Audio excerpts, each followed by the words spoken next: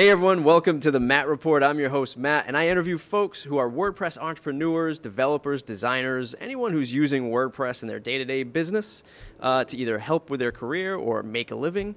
And today I am super excited to interview Pippin Williamson of Pippin's Plugins. Pippin, how are you? Hi everybody, doing well. Awesome. So Pippin's going to join us on the show today to talk about what it's like to be a WordPress developer, specifically in the realm of plugins and running his own plugin business. If you want to join in and learn more about what other professionals are doing in WordPress, do go to mattreport.com/subscribe. Jump on the mailing list, and I'll email you when I get awesome new guests like Pippin. So Pippin, let's dive right in. What's your 2-minute drill, 2-minute warning, elevator pitch of what you do now? Sure. I'm a WordPress plugin developer. I've been developing plugins for about 2 or 3 years now, and it's pretty much all I do. I write plugins, I try and teach other people how to write plugins, and I really try not to do much else. I really like writing plugins. I think it's a lot of fun.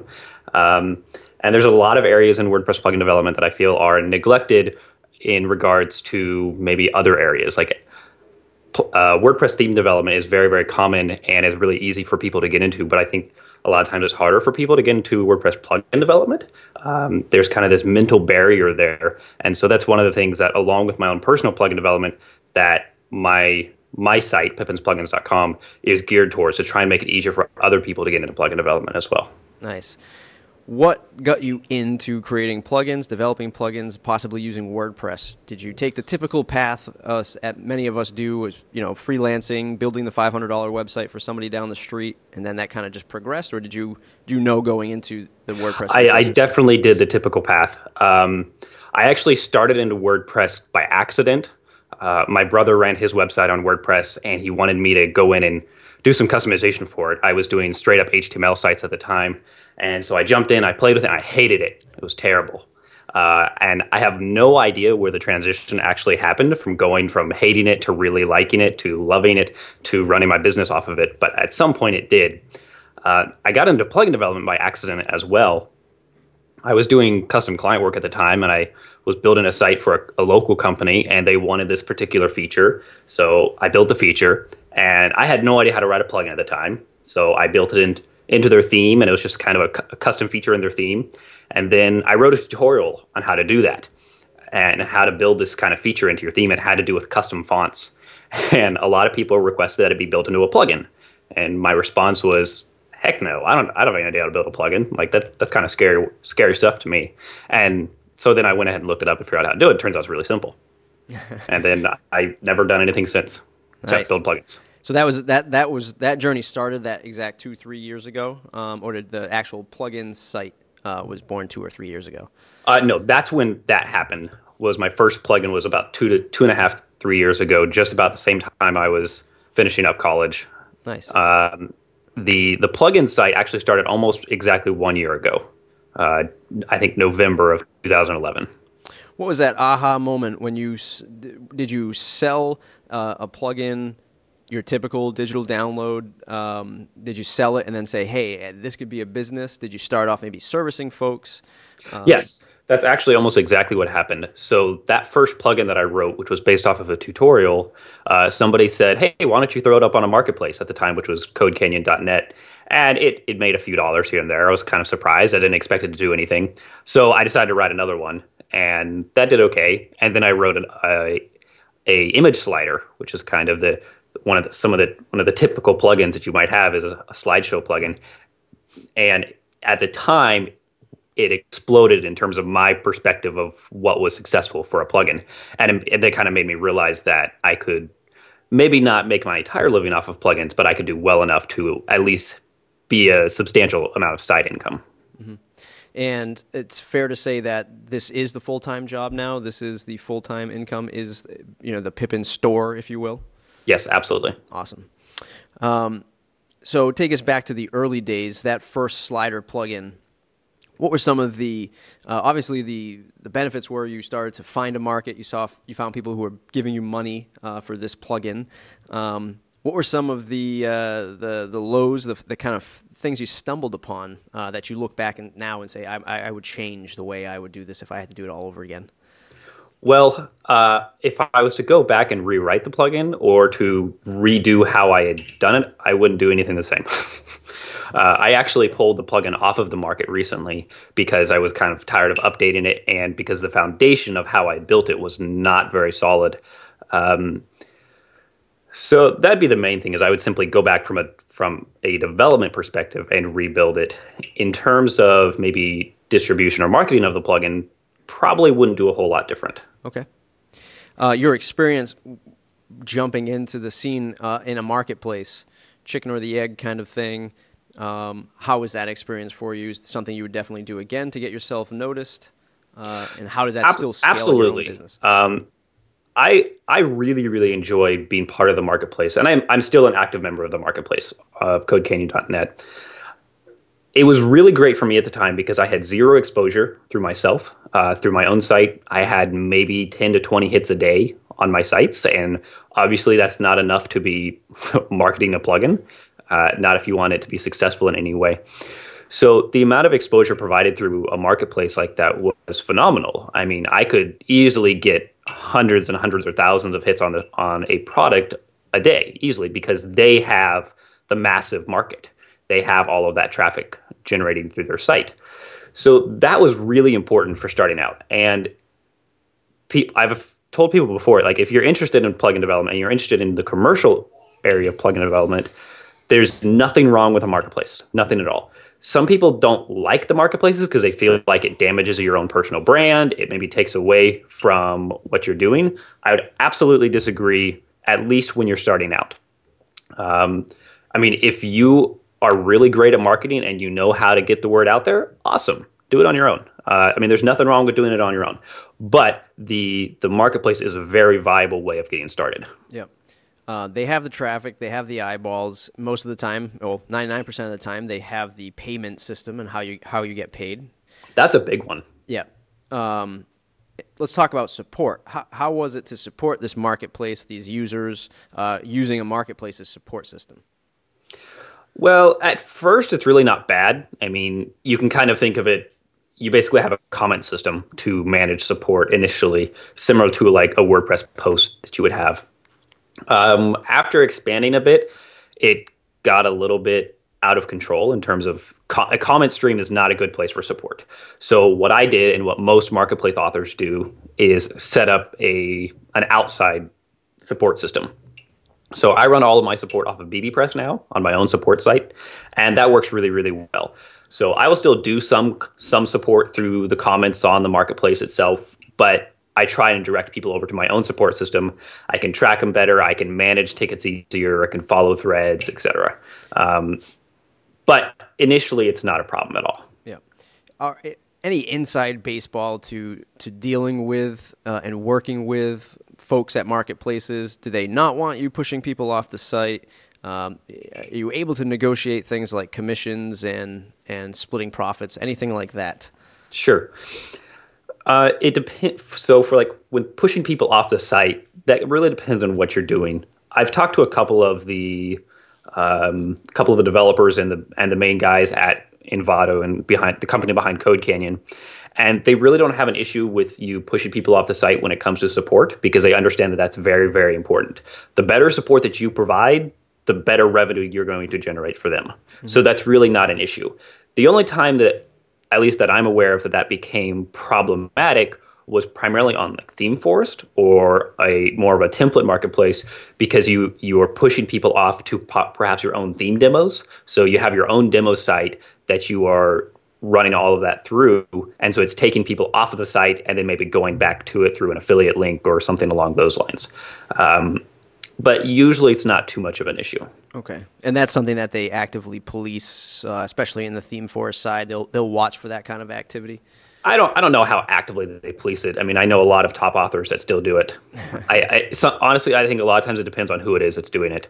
There are certain authors that they're going to let them do more or less what they want because they're generating so much revenue for the company.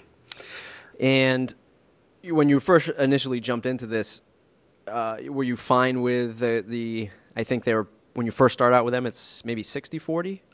At the time, it was 50%, and now when you no, that's not right. Yeah, I got 40% initially. Yep. Then they changed it later on, so the new authors got 50%. Some people looking at that saying, "No way would I entertain giving somebody else 60% for all my hard work." Your advice to them if they're thinking that way? It all depends on the amount of traffic that you can do otherwise. If you can market it adequately, fine. However, from day one, being able to market it to thousands and thousands of users is a pretty darn good reason to take a commission cut. Yep. Awesome. Now, looking at that 2-3 years later, did you ever expect to have this many plugins, this many products? Is that something that you had a grand vision for, or has it just kind of domino effect as you go? You get these ideas to create another plugin, or grabbing community feedback. How do you scale that?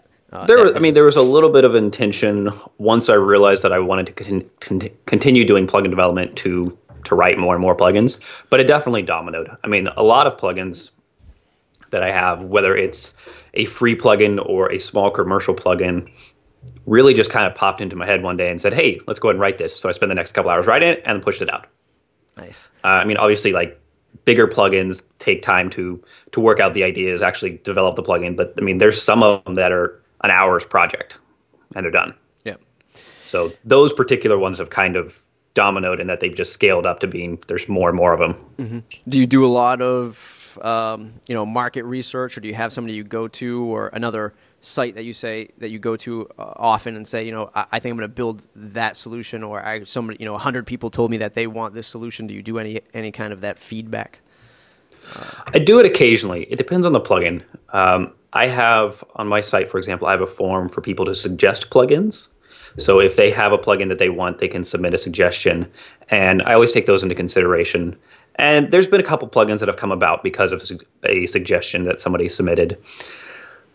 If it really depends on the plugin that's being built. There are some plugins that simply knowing the community, being around, watching what kind of plugins are released, what people are building, there are some that you just know do not exist. And so there's not, that market research is being done, but it's subconsciously. There are other times when I have definitely looked around to see if I can find an existing plugin or system to do what I'm looking for. And usually that's not because I'm thinking of building a plugin, but because I want that feature, and then I find that it doesn't exist, so I build a plugin to replace it, to take care of it. Yeah. In terms of, just thinking of different strategies for folks to use to kind of build their plugin business, have you ever done anything like look at the WordPress.org repository, found a super popular free plugin that maybe some people aren't happy with, or it's just not getting the support that it should, or some of the features, and then you went and built something just simply better for a small premium fee? Or do you not think that strategy would work? No, I think it would definitely work. Okay. If you can find a plugin that is very, very popular, maybe not necessarily in how well it works, but in terms of the need that it fills, the features that it provide, then absolutely. I've never personally done it. Okay. You build the site, you start, you start pippinplugins.com, and support starts to grow. You are a support monster. I see the screenshots from, I think most recently was your 3,000th post on your own support forum. In terms of scaling a business, and you kind of chimed in on a conversation I had with another premium plugin developer a couple weeks ago. In growing the business, it's all about, or not all about, but a good portion of it is that support. Absolutely. How do you handle it? How do you plan on scaling it? Is it by getting other bodies in there to answer questions? Is it some systematic approach? There's a couple of things to it. So at least when it comes to the amount of support that I'm able to provide, there's a couple things that are really important. Number one is never missing a single support ticket. I guess that's more about maintaining the quality of support as opposed to managing the amount of support. But being able to easily know or easily follow the tickets that are open, be able to know immediately which tickets need to go and be answered, how many tickets are being answered, making sure that you have an adequate system for getting notified of new tickets, all of those different things, and making sure that basically you keep on the ball when it comes to support. In terms of actually scaling, it is getting extra bodies in there is hugely important. We now have four of us that help with support. I have two support systems I run. I run one that is for all of my plugins, which is support.pippinplugins.com. And then I run a separate one that is specifically for my main Easy Digital Downloads plugin and for that ecosystem. And so those are maintained separately. On the Easy Digital Download support, there are 3 of us that actively provide support with a couple of others that volunteer a little bit of time here and there. And then on my other global plugins, support.pippins plugins, there's 2 of us. I still do, I do probably 90% of all support on both of them though. Give some insight to folks who maybe are already starting to hit that scale where they're getting a lot of support tickets coming in and they need that extra help. How did you find folks to help you? Was it just a help wanted ad? Find people that use the plugin. Okay. Those are the single best people that you can find. Yep. That, and if you have other developers that are assisting on the plugin, maybe it's just volunteering to fix a bug here or there. Those people are also really well suited for the task, assuming that they understand how to provide support. Some people simply don't know how to provide support, and it's not necessarily anything wrong with them. It's just providing support and providing quality support is a skill, and it's one that takes a while to build up. But so the people that use your plugin are one of the best kinds of people that you can get for providing support because they're already familiar with it. It's far easier to teach somebody who knows how to use your plugin to provide support than it is to teach somebody to use your plugin. I've tried to do it both ways a couple times, and teaching someone who's not familiar with the plugin at all is very difficult. In terms of the business, are you paying these folks to help you? Are they getting some kind of commission, affiliate links? What's the best way to draw in good help that might not otherwise just volunteer? It really depends on your business model. In this case, I pay them all. Okay. I pay them each an hourly rate based on just how much time they're able to volunteer. None of them are full-time and none of them have set hours. It's really the time that they can volunteer. I mean, not really volunteer because they're already getting paid for it, but the time that they can take each week to answer tickets. We are working on getting a more set schedule with a couple of them to say, you're going to be doing the support between this and this time on these particular days to have a little bit more of a structured system. And I'm sure that that's probably what most support teams do. Your experience with kind of, I'm sure you never really planned on managing a virtual team. How are you managing that virtual team? How are you making sure these folks are actually doing what they are supposed to do? That's some of the stuff that we're still trying to figure out, to be honest. A lot of it is trust because I know each of them very well. I trust each of them very well. So it's not really an issue to make sure that they're doing it. It's not really an issue to make sure that they're doing it as opposed to pretending that they're doing it and just sending you an invoice. I think it's more of an issue of just making sure that it does get done is probably the challenge. And we're working on establishing systems for that. Active communication, whether it's through Skype or email, is really, really important for sure. And I think active communication on what your expectations are. Like when I initially hired my first support guy, I just kind of said, all right, here's the support form. Go do a couple hours a week. It doesn't work. It doesn't work because that kind of forces them to go in and look for tickets to answer, maybe monitor it themselves. I mean, maybe once they get established with the system and they're used to it, that works a little bit. But I think you really need to establish a system where you are actively assigning. So whether you are assigning tickets to say, these are the tickets you need to answer, or these are the tasks that you need to complete, I think that's really, really important for keeping a team active and going. I guess it's a happy balance between micromanagement and encouragement. Definitely. My old job, I was a middle tier boss, and being micromanaged by the above management was never fun. No, it's not. And now running a more distributed team myself, I do fall into the pitfalls of, okay, yeah, here, I know you're going to do this. Just go ahead and help these people. And if you're not setting that expectation, that could definitely be a bad thing. Not a super bad thing, but it's usually comes down to just loss of time versus them just not doing it. So you're absolutely right. A lot of folks that I've spoken to so far actually came from outside the WordPress community and are more inclined to do proprietary code, and the code that they write is theirs. So I think when some people look from the outside and see something like your flagship product of easy digital downloads,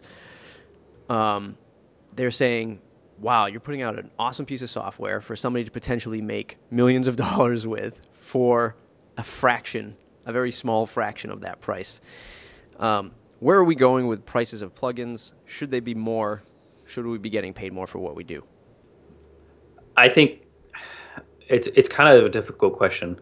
It depends on whether the pricing scheme for your plugin. So, for example, all my plugins that exist on a marketplace have a one-time cost, and that one-time cost gives you unlimited usage. So when it comes to a pricing model like that, where you simply pay a price to use the plugin, period. Absolutely. I love high prices, and not just because I like the extra revenue, but I like paying for plugins that have a higher price. I mean, some of the ones that are well known would be like Gravity Forms, Backup Buddy, etc. These are all in what a lot of people would consider the plugin market. These are expensive plugins. Now, if you look at the fact that there's hundreds of hours of development put in these plugins, it's not pricey at all. I mean, you've literally paid $80, $60, whatever it is, for hundreds and hundreds of hours of development work, and also paid for a system that is probably going to save you, depending on how much you use it, a lot of hours. So I have no problem with those prices, and I really like to see those prices. That being said, I also run half of my business off of a marketplace that does not use those prices. It uses the really low tier prices. And so I can respect that too. There is something to be said for low prices in terms of generating a larger number of sales. Sometimes. I don't know that lower prices actually affect the number of sales or not. But I think it's interesting because the customers that will pay for a higher price plugin as opposed to, say, a $10 plugin are typically the much better customer, and they're easier to support as well. I don't understand why it is, but the lower the price, the more difficult the customer, on average. Mm-hmm. The people that I have the hardest time supporting are the people that use free plugins. Mm-hmm. Now, that's not to say that there are not a lot of people out there that are wonderful to support when it comes to free plugins because they appreciate the free work, but for some strange psychological reason, there is a higher sense of entitlement the lower the price. Mm-hmm. No idea why. Yeah, I totally agree. I think it really comes down to the folks who aren't willing to pay. They just simply don't see the value and the time and the effort, and they don't understand what the quality is behind the product.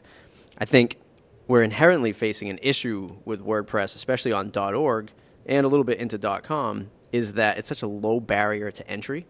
Right. Where folks are just getting WordPress for quote unquote free.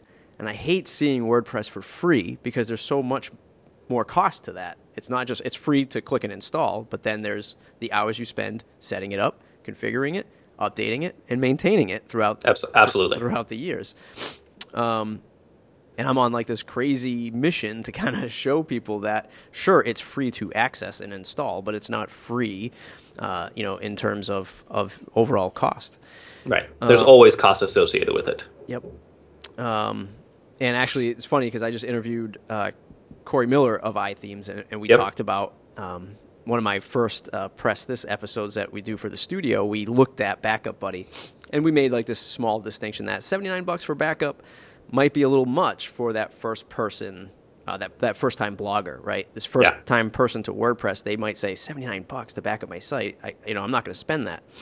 And he chimed in, and I loved his response. He chimed in, and he said, there's so many hours, man-hours put into this, dollars put into this investment. The $79 is not a very big price, and I totally agree with him.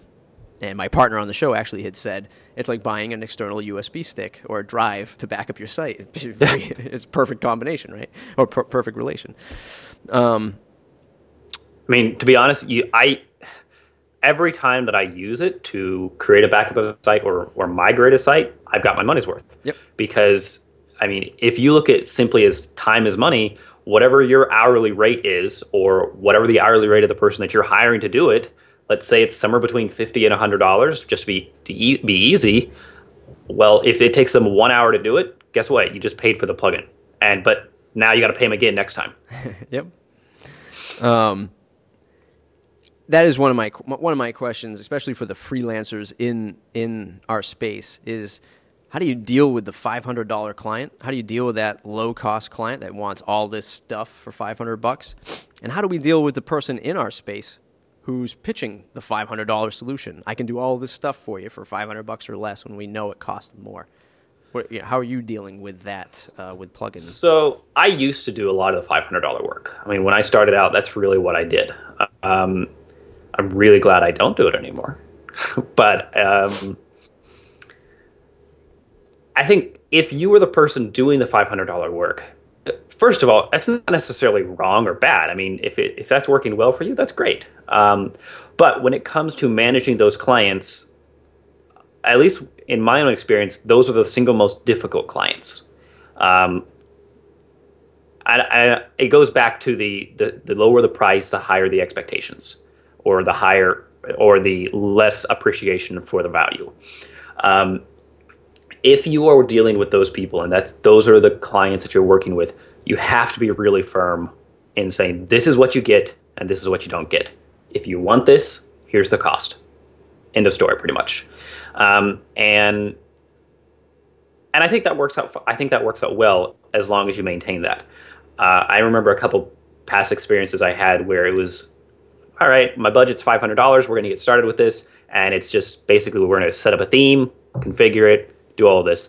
And it ended up, if I had been billing them hourly, it would have been a $2,000 or $3,000 project by the end, because they're nitpicking so many different things. Oh, well, now let's go ahead and change this over here. Let's change this little border color or the padding around this. And you have to put your foot down and say, no, you're paying $500, which is a steal for this setup. This is what you get. Mm-hmm. Yeah. Again, that's one of my personal missions, is helping people who are pitching the $500 solution, which is not a bad thing. We still do it occasionally if the client fits, but to educate the folks that are doing it, that there's more to this. I want you to realize there's more to this, so that one, you can provide more value to your customer. You can eventually make more money. There's a lot more that you could be doing if you scaled it up. Absolutely. And scaled it up correctly.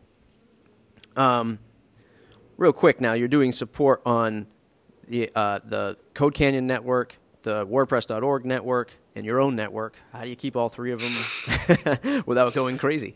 Gmail labels. Okay. That's the secret. Put them all into one inbox so that no matter where they're coming from, they all get triggered in the same place. I think that's a big one.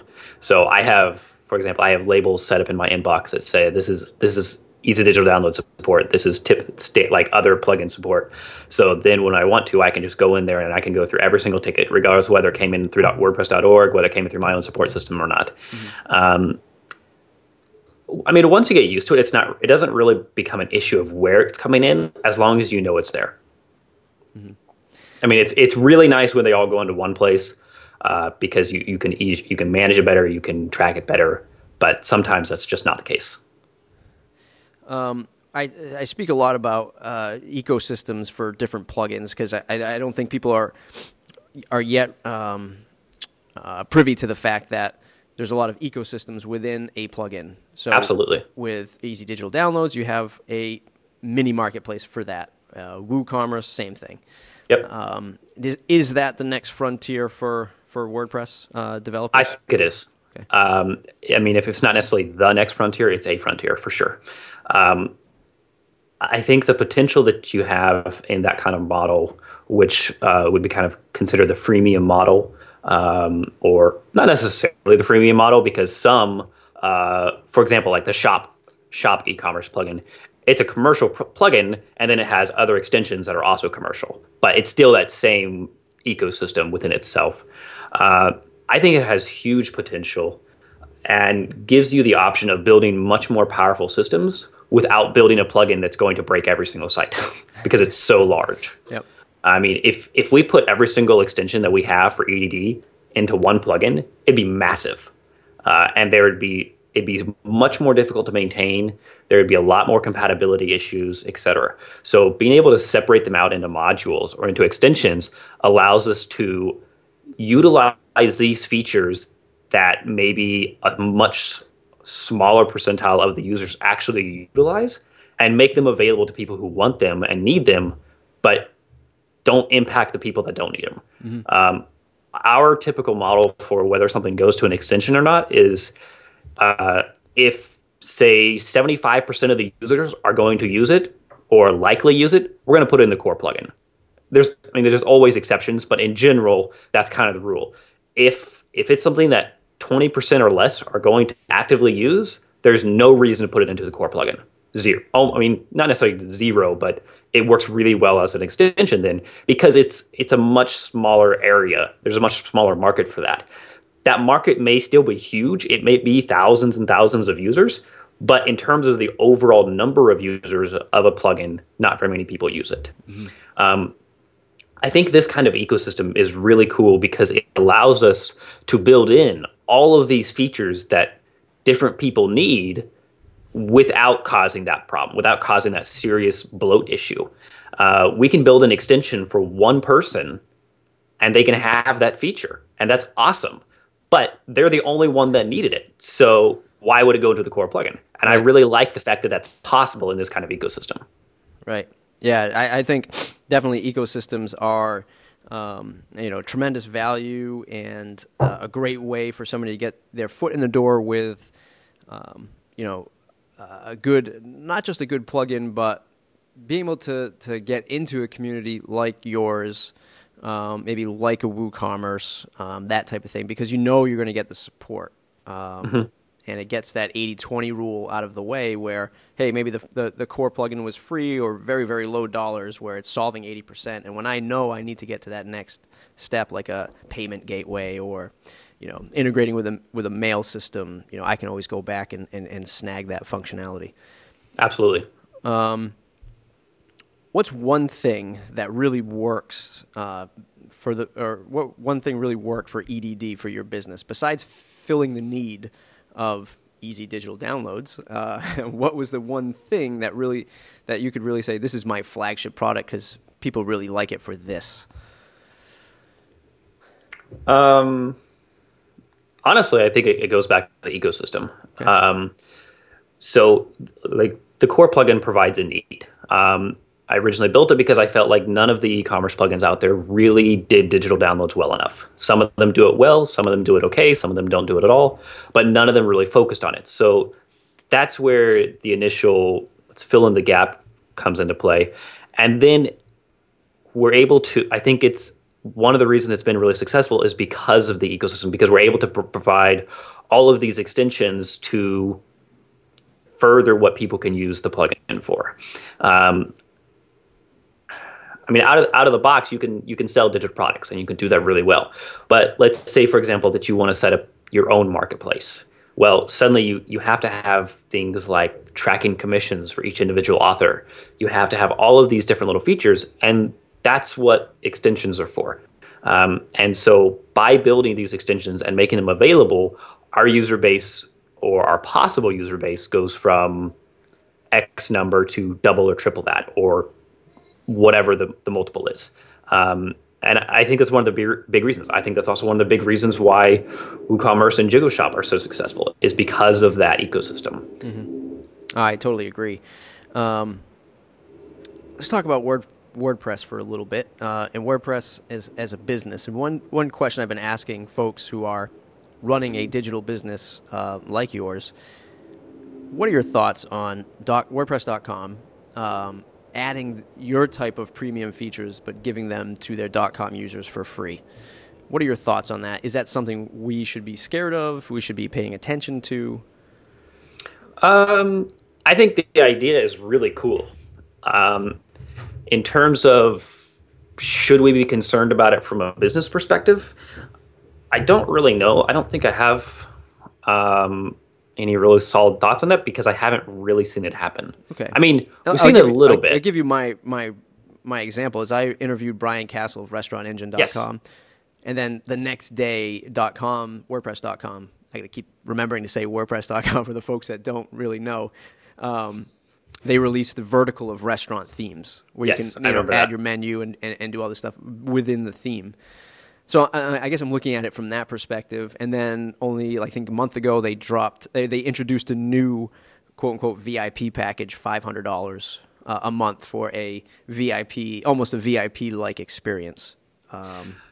So for businesses like that, I think it's definitely a possible problem. So for Brian Castle, I mean, obviously that could have an impact on his business. Whether it actually has or not, I have no idea.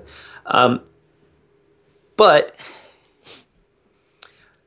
so I think there's two different businesses that will be affected differently. So Brian, for example, provides a SaaS. I mean, he's providing a subscription as a service system.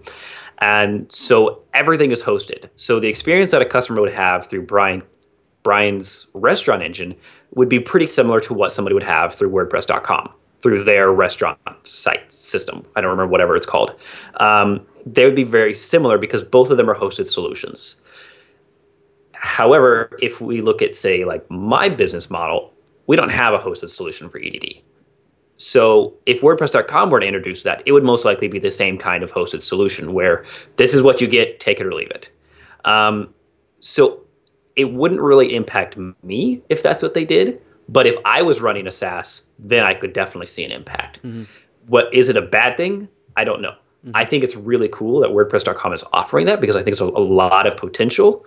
I would be very curious to know if there is a visible impact on SaaS systems outside of WordPress.com. So like Restaurant Engine or Happy Tables or the other ones that are similar to that. Mm-hmm. Yeah, I agree. It's either going to be that marketplace experience, for lack of a better term, where the general population is seeing these cool features out there for free that they can get on .com, but as soon as they want to get a better experience with, let's say, support or somebody who can service them, and then they can go with the .org version and kind of tailor it to their more unique needs. Right, exactly. I've talked to a couple of people recently who are on .com for whether it's their own personal site or if it's something more extensive like a restaurant site. And they've discussed moving to .org simply so that they have more control. Mm-hmm. And I think the control aspect or the freedom aspect to do what you want to do is one of the key important factors. Mm-hmm. Was this a end user or is this a developer designer? This was they weren't really a developer or designer. They were more the business person. Okay. What was their primary? Just curious to know what the population looks for control. Was it just design control, SEO control?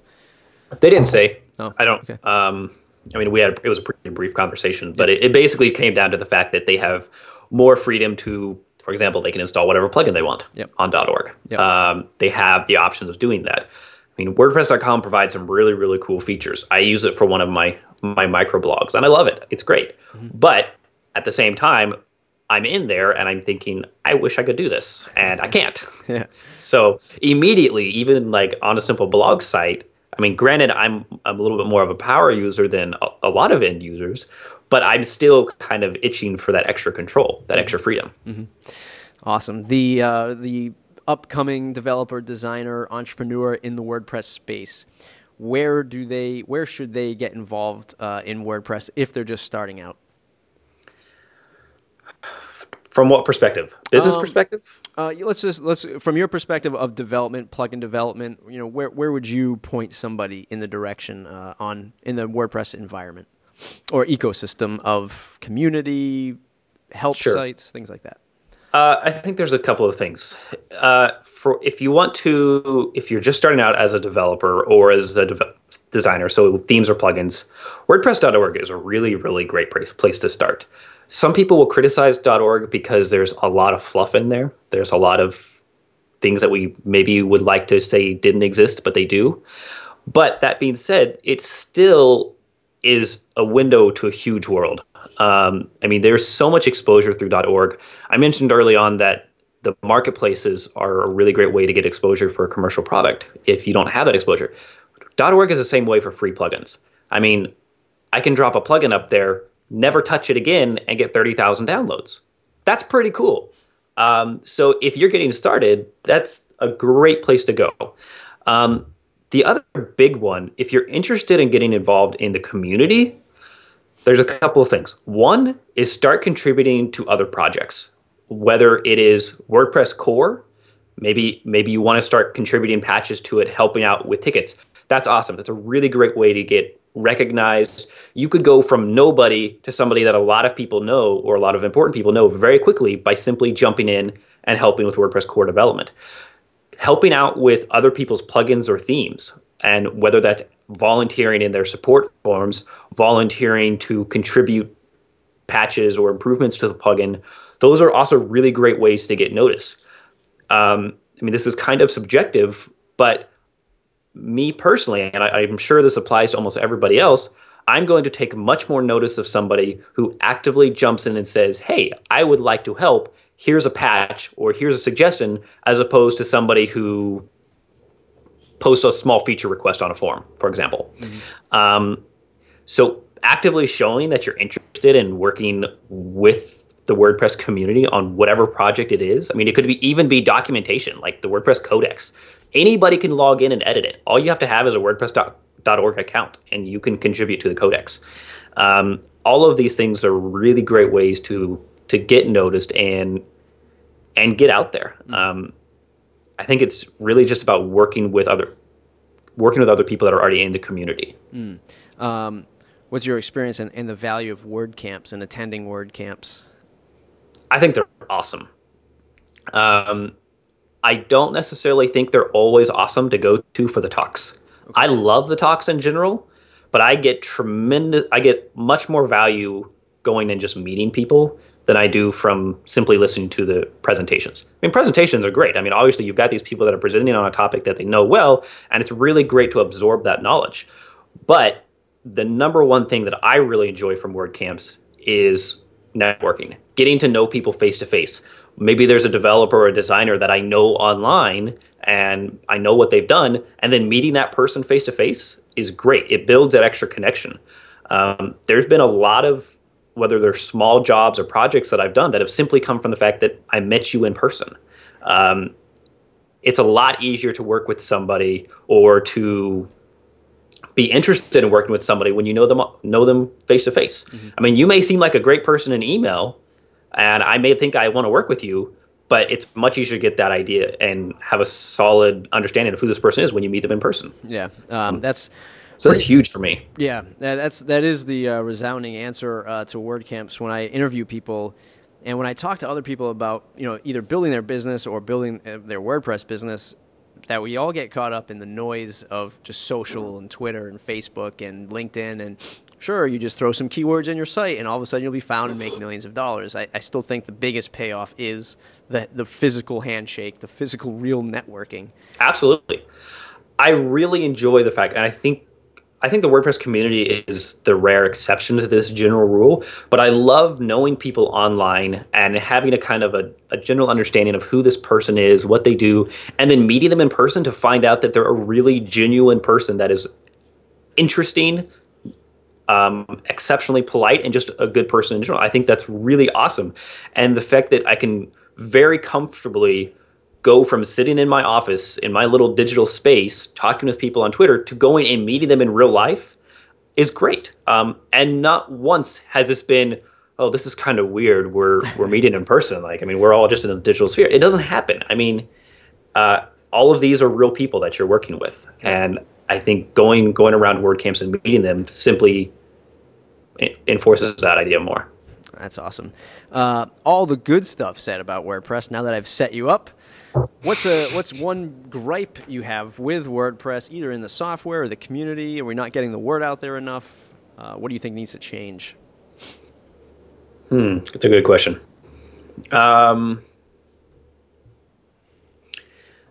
I think one of the things that needs to change more, and this is something that is changing, is the stigma around commercial plugins.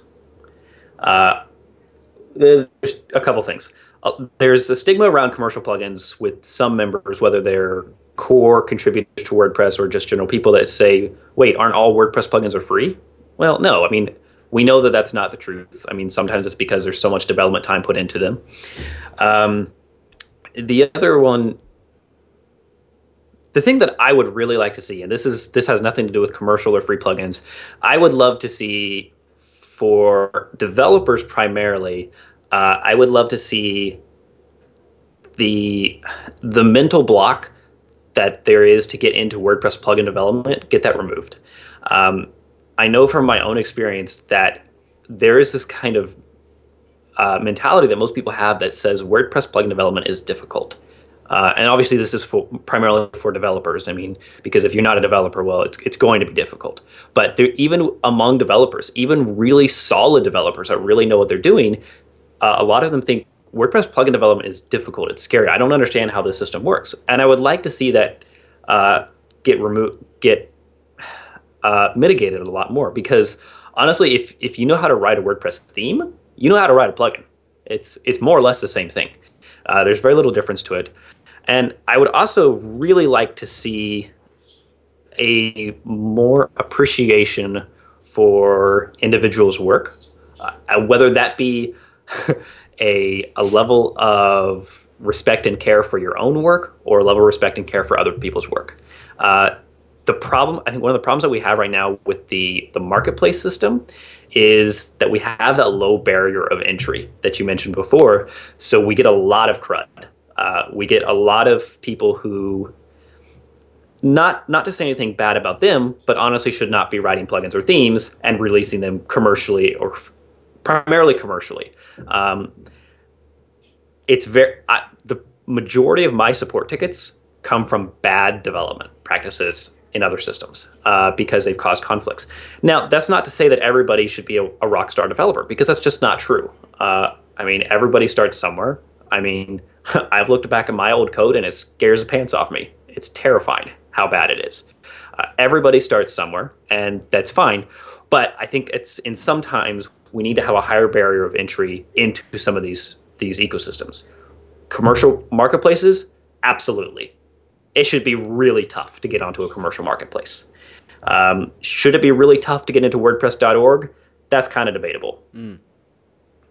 So that's my big one is the barrier of entry for commercial products. Yeah, I agree with you 1,000%. The hardest thing, or not the hardest thing, but one of the most I don't even have a word to put on it, but when we started 2-3 years ago going to WordCamps, my immediate thing, I originally came from a Drupal shop. When I started my own venture as a WordPress shop, when I discovered WordPress at the Drupal shop, knowing right away, get involved with the community, go to WordCamps, go to meetups. This is how you get involved. This is how I got involved with Drupal. You go to these WordCamps, and there's that invisible line that kind of divides the cool kids with the not so cool kids, the people who are doing it right, Definitely. the people who are not doing it right. And I think, again, it's that fine balance that we have to walk of, do you just call people out and say you're doing it wrong? One of the services online that I can't stand the most is Clout, because I think it's just some ambiguous number that people are throwing on some kind of... I signed up for it and never logged in. Right, and it's got like this random metric, and I think somebody's just throwing numbers on it. But should there be a Clout for developers? Like something that comes down to really hard core gauging. But then, of course, there's the gaming system of that, and then there's the I don't like him or her, so I'm going to give them a negative. So I think it's always going to be that kind of that tug of war that we have to deal with. Ultimately, I don't see a lot of value or legitimate value in a gauging system, because I think there's too many variables that are going to make it wrong.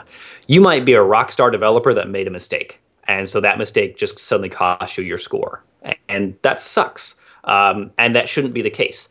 I think the best gauging that we can do, at least realistically, is is basically on people's work. I mean, if you produce a lot of great products, like that's automatically going to give you a level of respect and trust inside the community. If you constantly push out subpar products, whether your products are free or commercial, it doesn't really matter. But if they're constantly subpar, then that's going to naturally create you this a much lower level of trust, at least within inner circles. So the issue then, I think, is getting those values or that general idea of these are the good developers, these are the poor developers, or the shops, and getting those out so that they're a little bit more public and easier for someone to understand. There are a couple of theme shops, and I won't name them, but I don't like to use this word, but I really despise them because they constantly push out subpar products, but they have really great marketing. And so to the average Joe, the average end user, they have no idea what this is in the back end, behind the scenes, but it looks really pretty on the front end. And so they I run into issues with them all the time because behind the scenes, their systems are quite frankly terrible. And I would love to go help them, but these are the same groups of people, the same shops that are producing these subpar products. They don't care to accept community help to further enhance their products. There are several theme shops that I have actively contributed to saying, look, here's how we fix this. This is a problem. I've dealt with it 5 to 6 times. Here's how you fix it. And you never get a response. And so those are the people that I would kind of like to push off and be able to help other people know that these are who you should avoid, as opposed to these are the people that actively respond to problems with their systems. They help people out.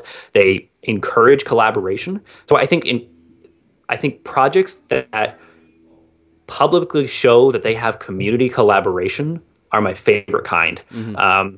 For a couple reasons. One, because they evolve faster than any others. But a project that has public community collaboration is always going to be better.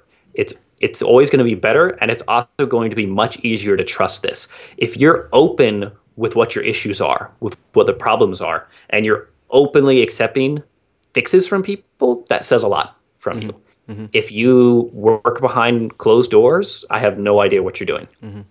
Yeah. No, and that's not to say that everybody can open their stuff up and be open like that. But right. When you can, it's great. Right. And you're speaking my language. I love it. I love especially the theme stuff, and we won't mention names, but that is the common cold that comes walking through the door, for lack of a better term, for us. And you post a lot about how you flip reviews. Here's how you go from a 1-star to a 5-star. Yeah. And I think that's awesome. And I think that, .org introducing things like the more Amazon-like review is kind of cool. And I think it's tough for folks to say, well, just do good work and it'll weed out the rest of them. Or, they're doing bad work, but eventually, the market will catch on. I just think we're in one of those phases where there's more market demand than there is enough time for us good guys, if you will, to be found by that person who wants that Sure. .org. It's an interesting place, I think, that we're in. I don't know how to draw a graph of that, but if I could, I would, Sure. of demand versus quality and non-quality work. Well, it's been an awesome talk on WordPress stuff. I think people are going to get a ton of great information from that. Yeah, pleasure. Let's talk about the next section, which is called What's in Your Toolbox. And what's in Pippin's Toolbox is a type of piece of software or hardware that you need to use on a daily basis to run your business. What's the glue that keeps it all together for you on a daily basis? Pandora. That's an awesome answer. And my coffee maker. Nice. Those are the big ones. And Gmail labels. Yes, Gmail labels. Like we talked about. But more seriously, though, there's a couple of things that I use every single day that are crucial to my workflows, to actively progressing development, etc. Number one, as a developer, obviously I have a very close, intimate relationship with my code editor. I use Sublime Text 2. Some people love it, some people hate it, and it doesn't really matter what you use as long as you really like what you use. I've tried a lot of different editors over time for code editing, and there have been a couple times where I decided to give one a go, and I would use it for a couple weeks, and you can tell very quickly that it's not working for you because you're constantly thinking, well, where's this button, or where's the command key, where's a shortcut for this, and it's slowing your development. So make sure that you have a good code editing environment. It doesn't matter what it is. I used to use Notepad++ on Windows, which is like the most minimal code editor you could possibly get, but I loved it. It was awesome. So whatever it is that you use, Git for all my version control is hugely important. From all technical reasons aside, integrating all of at least my publicly open and accessible work via GitHub is huge. I have several projects that were not on GitHub, and then I have several that were. Having a presence for a free plugin on GitHub is going to dramatically increase your community collaboration, probably by 100-fold or more. Not everybody likes Git. Not everybody knows how to use Git, and not everybody likes GitHub. I can think of a couple people that adamantly despise it. However, the advantages that GitHub has, and for those that are not familiar, GitHub is a public version control system, as well as a way for people to have, you can have like a bug tracker, you can have discussions about issues, things like that. But anyway, GitHub, for the majority of users, makes it really easy for people to contribute back to a project, whether that is to leave a bug report or to submit an actual patch to the code. And having something where it's easy for people to contribute back to the actual project was really, really important for me. It increased our development for easy digital downloads by 10-fold, easily. Also, having some sort of, this doesn't always apply, but in the case of like easy digital downloads, it's really important. We have a lot of extensions, and we have a lot of extensions that are in development or planned, ones that we want to build, etc. And there are a lot of different people building extensions. So when you have an ecosystem like that, having some sort of internal way of discussing extension development, discussing ideas, etc., is really important. For easy digital downloads, we're using Trello, Trello.com. It's phenomenal. We actually only started using it about 2 or 3 weeks ago, but it has probably quadrupled the rate of extension development inside of the system. And it's simply because we have a formal location for people to propose ideas, people to discuss current ideas, to get status on the development of ones that are being built right now. Before we were using Trello, it was my personal email. You want to build something? Send me an email. Talk to me on Skype. And it works on a small scale, but not for a larger scale, not for when you really want to encourage other people to contribute to it. When it comes to my entire support system is running around, or at least the majority of it is all running around BBPress, which is the bbpress.org. It's the Forms plugin written primarily by John James Jacoby. It used to be an actual separate version of WordPress. Now it's a plugin. But so all of my support is run around that system. And so it's been really important for me in my daily routine to fine-tune BBPress to work really well as a support system. I actually wrote an article recently on wptootsplus.com about how to use BBPress as a support form. BBPress is awesome out of the box, but there's some things that if you want to provide a really good support system that it just doesn't have. So those are the really big ones. Yeah. I'm going to try to get that link in the show notes because that was awesome. Sure. That was an awesome piece. I loved it. A couple of my guys, really dove into it. Oh, good. So it was definitely useful. Let's dive into the lightning round, where I'll ask you a series of quick questions, and you'll have a series of quick answers. What's the one plugin you can't live without besides any of your own? Oh, I can live without a lot of my own. From a business perspective, it's BBPress because of all of the support through it. In terms of just, I simply love this for development, it's called Duplicate Post. It's one of my favorite tools, one of my favorite plugins that's ever been written, and it's really simple. All it does is allow you to duplicate a post or a page to copy it to a new draft. It is the best thing in the world when it comes to setting up test sites or demo sites, etc. That's definitely a handy one. A favorite WordPress or business book? I've never read a single WordPress book. Good.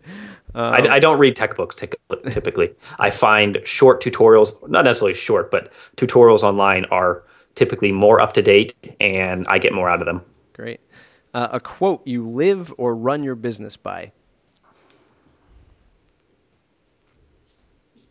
I can't think of one off the top of my head, honestly. No problem. This lightning round, a lot of pressure. The best business or career advice you may have ever received?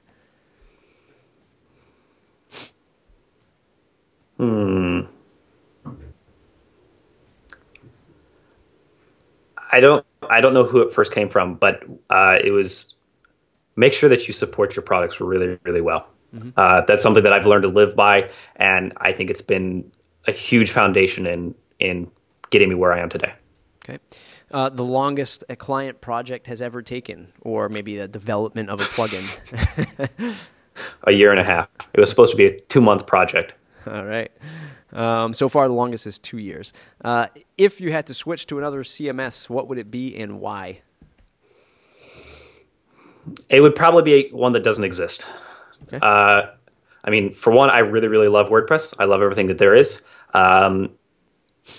I have always toyed with the idea of creating my own just for fun, and so that's what I would do.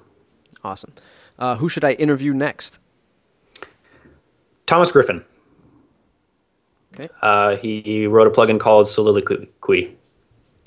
Okay. A phenomenal developer, active in the WordPress community, all around good guy. Awesome.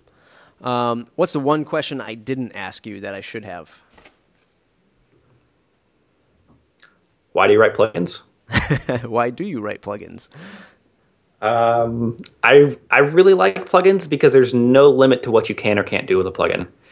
In terms of the debate between WordPress plugins or themes, themes always have a limit. Themes will always have a set criteria of things you need to do, whether you have to display your content. You have to display your titles. You maybe have to display things like comments. You have this kind of set standard for what you need to do or can do. I mean, you can always do more than that, but there's a kind of a basic minimum. There is no such thing as a minimum on a plugin. I mean, you can have a one-line code plugin, a one-line of code plugin, and it's a complete plugin. It could be very cool. You can also have a plugin that's 5,000 or 10,000 lines of code. There is zero limit. So I hear a lot of people get burnt out in the WordPress theme development world because they're kind of doing the same thing over again. They might have a completely new design each time, but there's still elements of it that are the same over and over again. I can go from writing a plugin like Easy Digital Downloads that takes months and months of development and just say, all right, I'm going to take a break, and for 2 hours, I'm going to write a plugin and I'm done with it. That plugin is never touched again, but it is a complete product start to finish in 1 to 2 hours. And I really like that. It gives you more freedom to not get burnt out. It's easier to not get burnt out on them because there's so many different things you can do. Yeah, and it's almost there's always like this minimalistic approach in theme design, and what you're able to do is craft a piece of art that could be super minimal, at the same time have a massive amount of utility Sure. to a person or a site with just a check of a button, like maybe like duplicate post. Yeah. It's as simple as that. You just hit duplicate and it does. It's been an awesome interview, Pippin. I can't thank you enough for doing this. It's been a pleasure. I hope everyone learned something from the business angle, the development angle, the community angle that Pippin has massive amounts of experience in. If you want to get more awesome interviews like this, mattreport.com. If you want to stay in the loop, mattreport.com/subscribe. Pippin, plug away. Where can people find you? Where can they find you on the web? What can they do about getting your products? Sure. You can find just about everything about me on pippinsplugins.com. That's Pippin with double I. A lot of people try and spell it with an E, which does not work. So it's pippinsplugins.com, Pippin's Plugins on Twitter, or for my main project right now is easydigitaldownloads.com. It is an awesome product. We use it here on a few projects, and I can't thank you enough for developing it, and it's been an awesome interview. So thanks a lot. Great. Thanks, Matt.